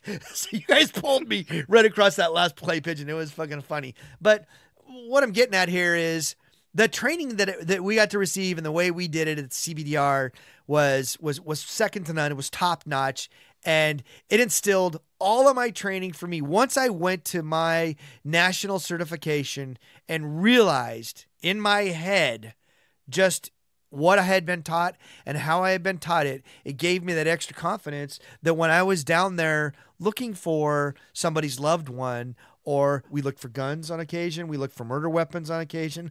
I'll never forget the time we swam around looking for a fucking aluminum bat. An aluminum bat. Yeah. They float. And I'm swimming around. And I'm like, this thing's not here. This is ridiculous. But we swam around looking for it. You know, we looked for all kinds of different stuff. I was grateful for that training, because when I got out of that, it gave me that confidence and that shot that just said, you know, you are literally one of the best out there. And we proved that. Because the guy, we killed that. We killed it there. Those people there at that training, they went from we're the dumb shits to they literally were looking at us every time there was a question or there was something to do. They were coming over and talking to us. How would you guys do this? How do you guys do this? And it was a huge change. You remember that, Troy? Oh, I do. Yeah, it was huge. And you know, not that I'm not bragging on us. I am bragging on us because we were good. But you know, it's just the way things are. And when you practice, just like you practice swimming in a dry suit, or you practice getting in your kayak with the PFD on, you practice, you get good because it's second nature. So just like I was practicing, and Ryan and Troy 3 times a fucking week, or 2 to 3 times a week, practicing all the time, so it became second nature. That's why you should put your damn life jacket on and practice. Practice swimming in it. Practice getting your kayak in it. You know, you can get in a kayak super easy with no PFD on. As soon as you add a radio and a knife to it and you try to get in and it catches on shit, it's a lot different story. Then you realize, holy crap, this isn't so easy. And for those of you boneheads that think you can just fucking get in them and you don't need to wear a life jacket because the rest of us will go out there and risk our lives for you guys, yeah, fuck you. You're going to find out one day you're not going to be able to do it. And that's just the way it is. It's just the way it is. I get passionate about it. I don't want anybody to get hurt. I don't want anybody to die. I don't want anybody's family to fucking have to wonder about where an individual went when they disappeared under the water. What happened to them? Did they get ate by the crayfish or the crabs or whatever? I don't want any of that stuff to happen to nobody. I want everybody to be able to go back to their homes. And when people don't want to take other people's feelings, emotions into consideration, just fuck infuriates me. I think if you're going to be such a badass and a tough guy, not to wear your life jacket, just know this, because here's what you look like when we pull your ass out of the water. Your eyes are typically wide open if the fish haven't eaten on them. You're foaming out of the mouth and nose. We're going to wipe that off like we're wiping a baby's ass. And then we're going to fucking do CPR on you. And I'm going to crack your ribs. And I'm going to break your ribs. And then I'm going to beat the shit out of your internal organs to the point where you have blood coming out of your mouth at some point, or nose. You're shitting yourself. You're pissing yourself. And then, thanks to you, I'm going to walk over as an operations director to your loved one and say, hey, we did everything we could, and we are so fucking sorry that we couldn't save your life or their life. And then we're going to drive home after we drive to the station and wash all our shit off and get in our cars and go to our families. And in that 10 to 15 minute drive, however long it takes, we're going to feel like the biggest fucking failures because we somehow failed you. When in reality, the only reason we do this is because, one, somebody's got to do it. 2, we're going to give that family closure. And I think that's what helped me get through some dark times is we're in a bad situation. We're getting dispatched out 5 to 10 minutes after somebody decides to call 911. We're 15, 20 minutes behind the ball after that. We're getting there with 25 minutes tops, if we're lucky, to try to pull off a fucking miracle. Then we're going to go through all that shit. We're going to look at the foam. We're going to look at all the horrible things that you could see on a dead person's body. Listen to all the noises while we're trying to bring you back to life. You're not a badass. You're a fucking dumbass. And Jim's right. Like, Jim gets this is why I love Jim. Jim is very passionate.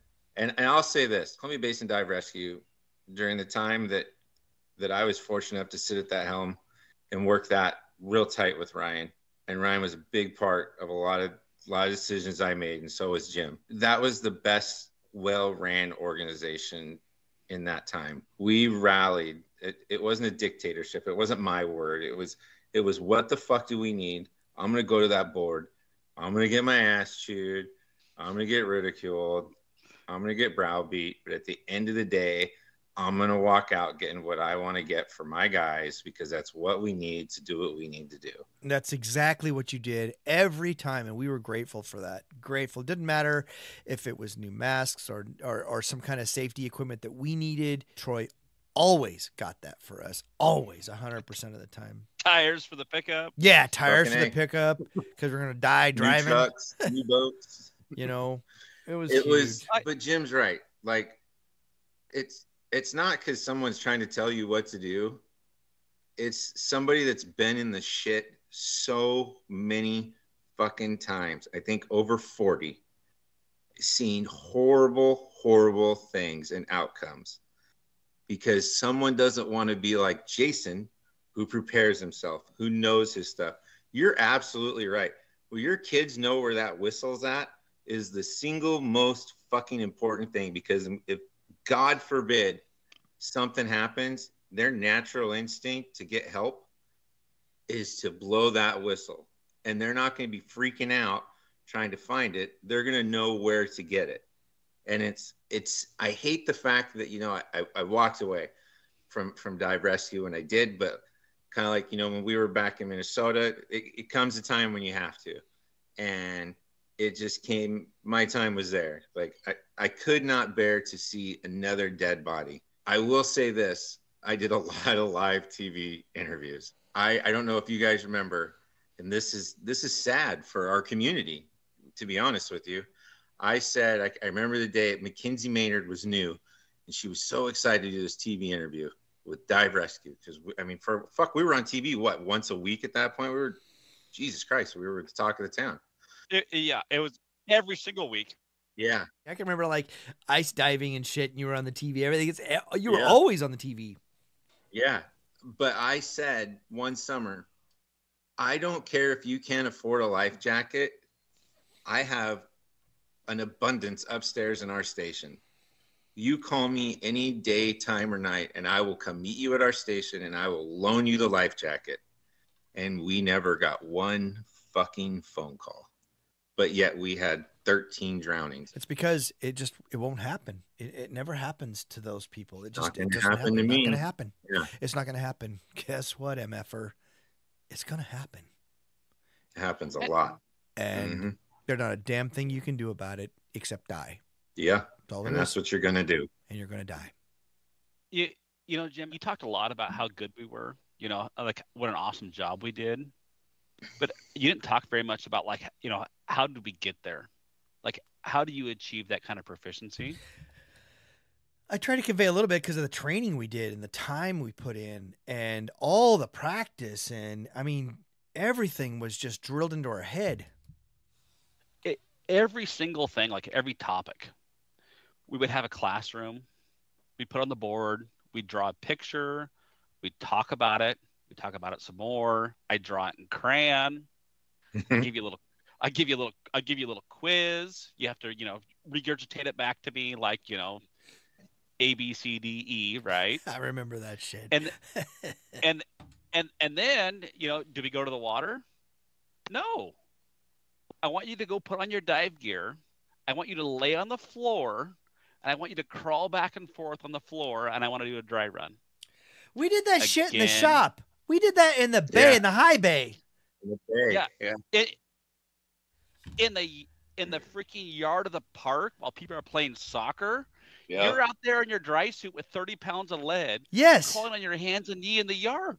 I remember that again shit. and again and again. Yeah. If you can't get your line signals right in the yard, that's right. How will you do it in the water when your line's snagged up? Yeah, and you ain't got a second chance in the water. I do remember that. I forgot all about that. Yeah. It was baby steps. I mean, people looked at me like I was crazy. And I was like, nope, put on your mask, go crawl in the yard. Hey, hold on a minute. I'm going to put some foil on that for you first. I remember feeling so stupid. He's going to make me do what? Oh, my God. Yeah. I'm in the park and there's people watching. Yes. And I tangle you up in the grass, right? Yeah. I mean, like, I totally remember all of that now. I forgot all about that shit. Yep. I mean, the stuff doesn't come natural unless you practice it and you think about it. And then when it finally comes, you don't have to think about it. No. I remember being underwater. We were in Richland diving off the kind of a secret jetty or whatever that you had known about. And you went down there, and you and Scott were the injured divers because I was going through the training. And both of you guys had a lot of fucking line down there. And the first thing you did was fucking trying to wrap me up in it. I remember to get me tangled up. And I remember Scott actually like tried to fucking drown me, and I had to get vicious with him down there underwater. I told him, I will fucking punch you. In fact, Ryan, didn't you have to say something to him?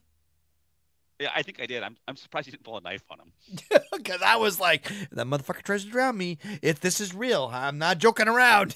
I will get him. Because, yeah, they're wrapping you up in cords and wire, or, you know, the rope. I remember the white rope just being fucking everywhere. But that's part of the training.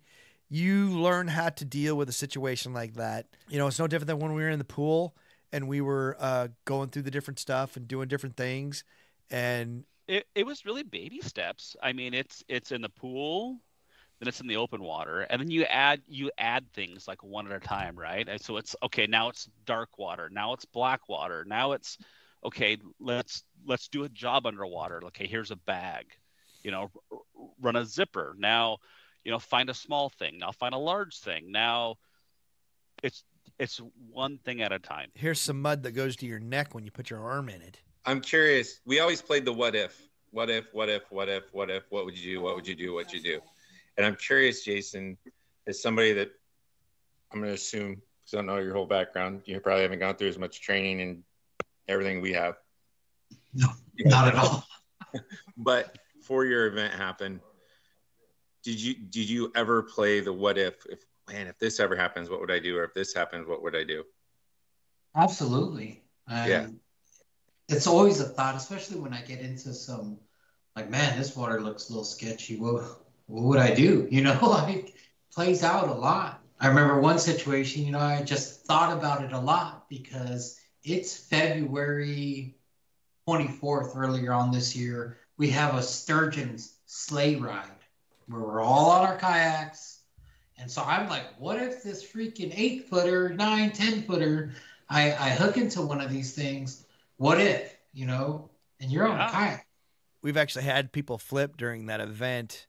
They do hook some big fish once in a while. You got to keep your rod towards the front of the kayak instead of the side. And once in a while, somebody will get it onto the side, and then they lose the leverage, and the fish gets the leverage, and then it flips them. But the good thing about there is there are so many other anglers, and typically you have a fleet of people around you that are taking pictures and watching and just kind of being there, that if something does happen, like there's people in the water with you or they're on their boats, they're just right there with you to get you out of there. That is I don't want to say controlled, but pretty controlled area.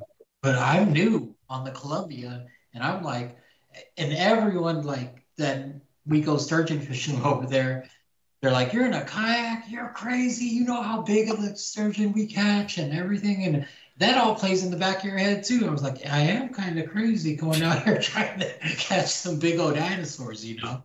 That's the shit that saves someone's life, because they're always thinking and playing the what if.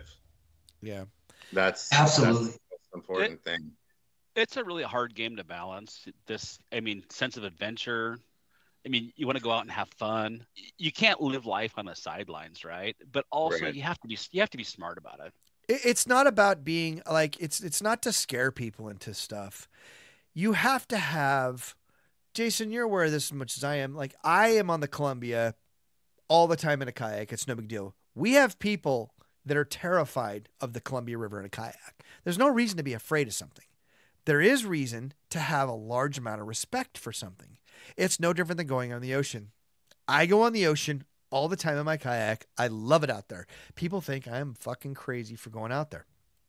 I have been booted out of my kayak 3 or 4 miles offshore, and, you know, it's a pretty serious situation when the wind's blowing. You get kicked out of your kayak. The wind pushes your kayak off, and you're swimming as fast as you can that is not fast enough, and you realize if you're by yourself, you are fucked. You know, where I was, when I got kicked out, we were in like 13-foot rollers, and we were having to watch for straight faces on the waves.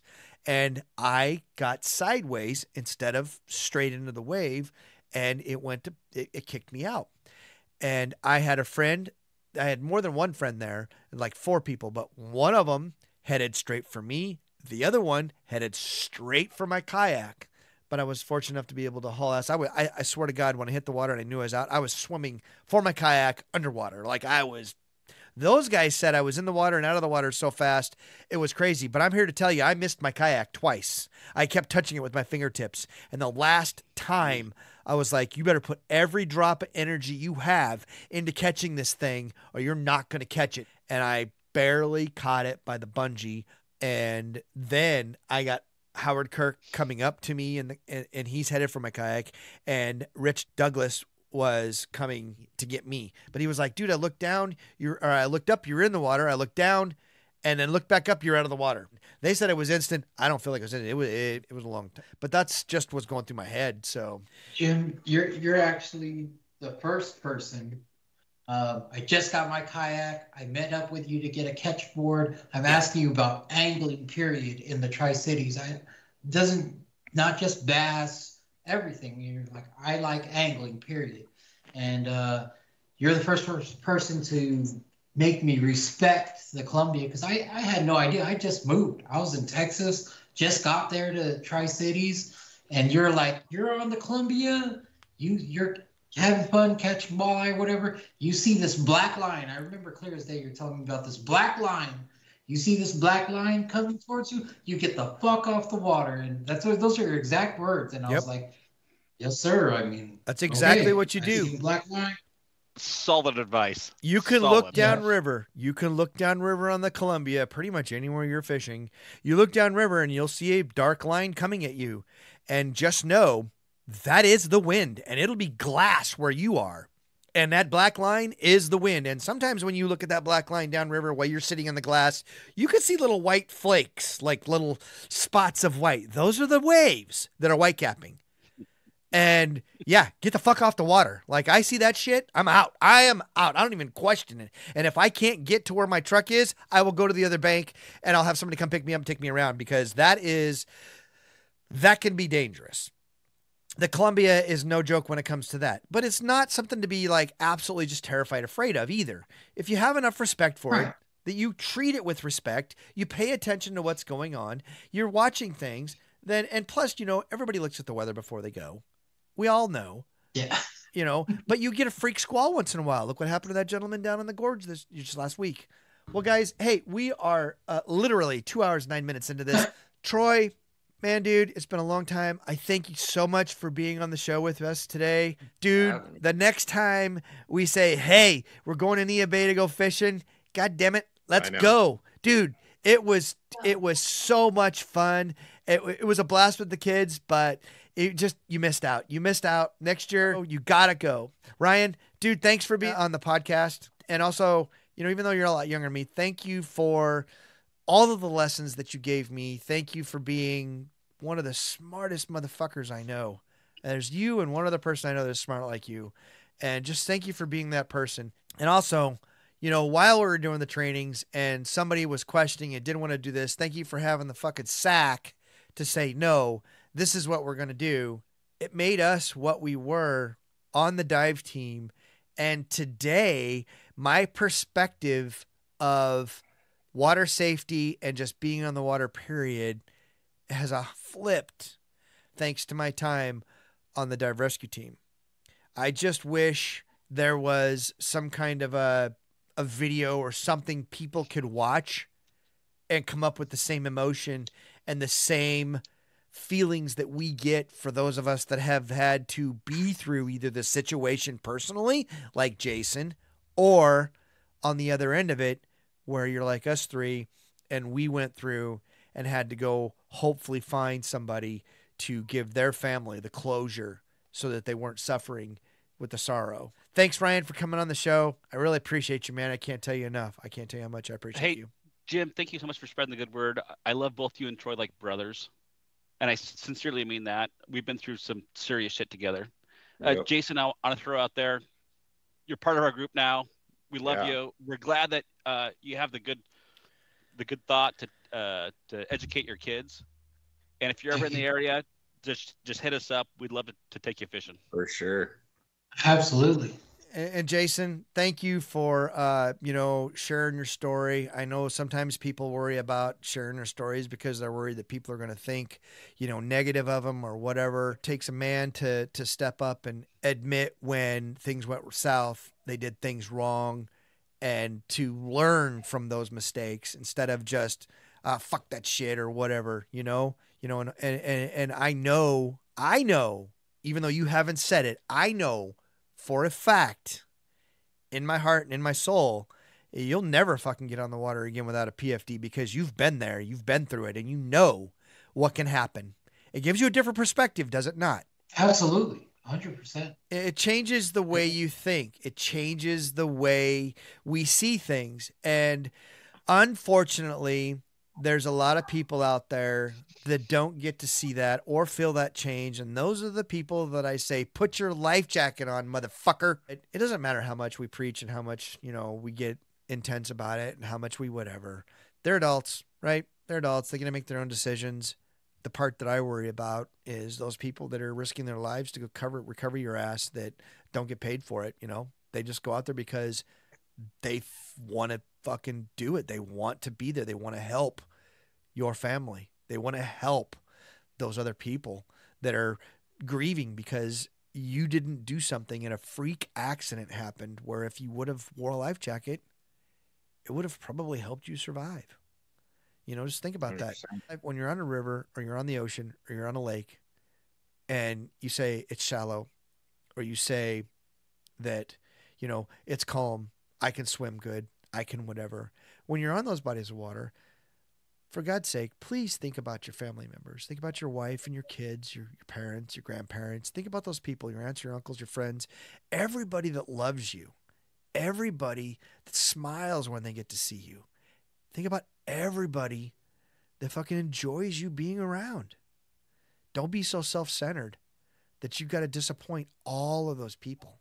That's the way I look at it. It's literally being self-centered because you're too fucking stubborn to take care of yourself and to do what it takes to make sure that you get to go home to your family, to your relatives, to your kids, your friends, all that shit. You get to go back to work. If you're a dude, you get to maintain that whole taking care of your family and supplying for them. Don't put them through the agony of losing you. It's fucking really stupid. At any rate, guys, this is a long one. I want to thank everybody. If you've chopped it up, listened to it in sections, or just listened to it, do me a favor, please. Leave me a nasty comment. I don't care. Leave me a comment that maybe something you want to hear, maybe something you would talk about. If you want to go fishing, we can tell an adventure. That's what this Bait and Banner podcast is all about, is to being able to express something that we've done that not just the elites can do, but everybody can do. So I thank you for listening in. Give us a like, give us a follow, subscribe on the platform that you're listening to the Bait and Banner podcast on. And we'll talk to you again next time. Until then, tight lines.